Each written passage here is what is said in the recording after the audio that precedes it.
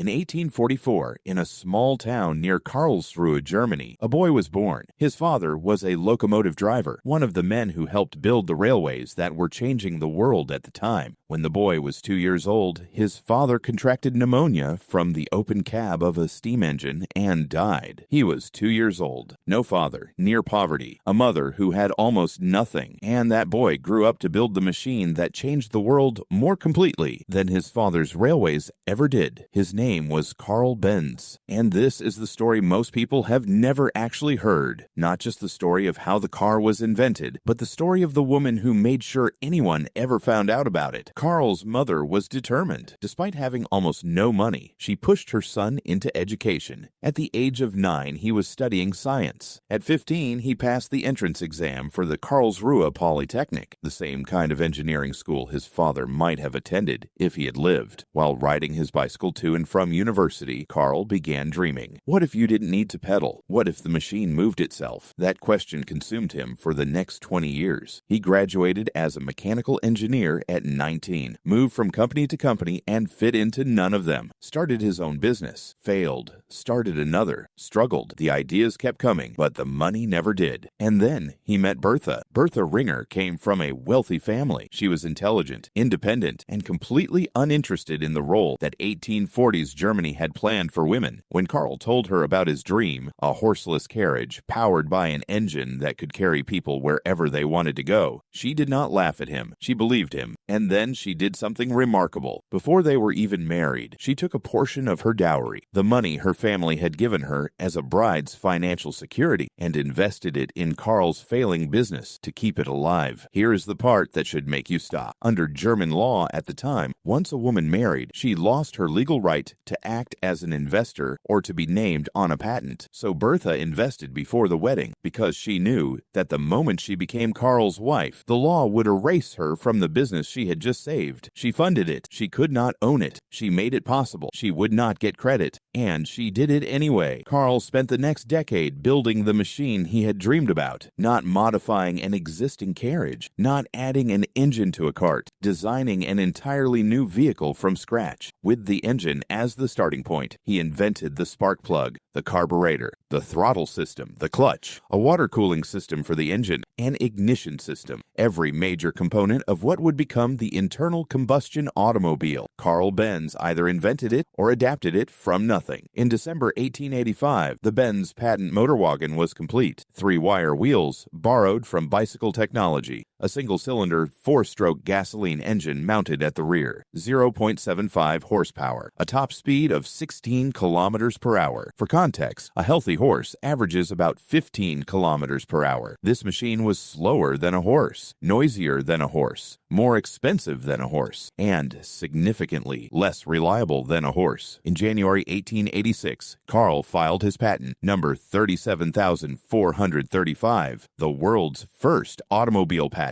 And then came the public demonstration. In front of an audience in Mannheim, Carl Benz drove his invention directly into a wall. The crowd laughed. Carl went back to his workshop. For 2 years, the motor wagon sat. People could see it. People could read about it. But nobody was buying it. Why would they? Horses were reliable. Horses were understood. Horses did not crash into walls in public. And a machine that cost more than a horse and moved slower than one, with no roads to drive it on and no fuel stations anywhere in the country, was a solution to a problem nobody had yet decided they had. Carl kept tinkering. Bertha kept watching. And at some point in the summer of 1888, Bertha made a decision. The car did not need a better engineer. It needed someone to drive it somewhere. On the morning of August 5th, 1888, Bertha Benz was 39 years old. She woke up before dawn. She woke up her 2 teenage sons, Eugen, 15, and Richard, 13. She left a note on the kitchen table for Carl. And then, without permission from her husband, without permission from the authorities, which technically made the trip illegal, she pushed the motor wagon out of the workshop and down the road by hand, so Carl would not wake up when the engine started. Then she fired the engine and drove into history. The destination was Pforzheim, her mother's home, 106 kilometers away. There were no roads designed for automobiles, no no gas stations, no mechanics, no telephone, no way to call for help if something went wrong. Just Bertha, her sons, and a machine that had never been driven more than a few hundred meters at a time. Things started going wrong almost immediately. The fuel line became clogged. The engine began to stutter. Bertha pulled out her hat pin, the long pin that held her hat in place, and used it to clear the blockage. Problem solved. Further down the road, the ignition system began to fail. Exposed wires were short-circuiting. Bertha removed one of her garters, the elastic band holding up her stockings, and wrapped it around the wires as insulation. Problem solved. A chain broke. She found a blacksmith in a nearby village who had never seen an automobile in his life and talked him through repairing it. The engine kept overheating. The cooling system needed water. They stopped at every stream, every trough, every source of water they could find. The car had no fuel tank. It carried only a small reservoir of Ligroin, a petroleum-based solvent, in the carburetor. When that ran out, Bertha stopped at a pharmacy in the town of Wieslach and asked the pharmacist if she had any. She did. That pharmacy in Wieslach is now officially recognized as the world's first gas station. It became one by accident. Then the brakes began to fail. The brake blocks were made of wood. After hours of use on German country roads, they were wearing down. Bertha pulled into a cobbler's workshop, a shoemaker. She asked him to nail strips of leather onto the brake blocks. The cobbler had never seen a car before either. He nailed the leather. The brakes worked. Bertha Benz had just invented brake pads. The same technology, leather eventually replaced by modern materials, is the basis of every braking system on every car on Earth today. They arrived in Pforzheim just after dark. Bertha sent Carl a telegram. "We made it." The return journey a few days later was different. Bertha had learned the roads. She chose a better route, and when she arrived home, she sat down with Carl and gave him a list. The car needed a lower gear for climbing hills. The two existing gears were not enough for steep inclines, and her sons had been pushing the vehicle up every significant slope. Carl implemented the suggestion. It became a standard feature of every car that followed. But here is what Bertha's trip actually did. Beyond the brake pads and the gear suggestion, people across Germany had watched a woman and two boys drive through their villages in a machine they had never seen before. Newspaper reporters had seen it, written about it. Orders for the motor wagon started arriving at Carl's workshop almost immediately after. What 2 years of demonstrations and publicity had failed to do, Bertha did in one day. She did not market the car, she proved it. And that is a completely different thing. There is one more part of this story that almost nobody tells. At the same time, Carl Benz was working in Mannheim. Another German engineer named Gottlieb Daimler was working independently in Stuttgart, less than 100 kilometers away. Daimler had also built an engine. His was actually patented 5 months before Carl's. His was more powerful, but Daimler put his engine on a bicycle. Carl Benz designed an entire vehicle around his. That distinction, whether you added an engine to something that already existed or built an entirely new machine with the engine at its center, is why Carl Benz is called the father of the automobile and Gottlieb Daimler is not. The two men never met. In their entire lifetimes, despite working on the same invention at the same time in the same country, Carl Benz and Gottlieb Daimler never once spoke to each other, never once crossed paths, and reportedly never once acknowledged that the other existed. Daimler died in 1900. Carl Benz lived until 1929. In 1926,